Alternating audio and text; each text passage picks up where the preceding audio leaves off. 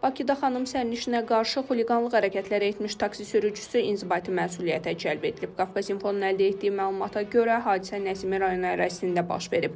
Nəsimi rayon polis idarəsinə Ermənci polis şöbəsinə müraciət edən şikayətçi bu tətbiq vasitəsilə çağırdığı taksi sürücüsünün yol boyu ona əxlaqsız təkliflər etdiyini deyib. Şikayətlə bağlı araşdırmalar aparılıb və YB Dövlət Qeydiyyat seriyalı avtomobilin 1976-cı il təvəllüdlü sürücüsü A. Məhərrəmov saxlanılıb. Onun barəsində inzibati protokol tərtib edilib və Nəsimi rayon məhkəməsinə göndərilib. Məhkəmədə təqsirləndirilən şəxs sərnişinlə yolda söhbət etdiyini, ona spirtsiz içki təklif etdiyini, lakin əxlaqsız təkliflər etmədiyini deyib. Şirkətə məxsus avtomobillə taksis fəaliyyəti ilə məşğul oluram.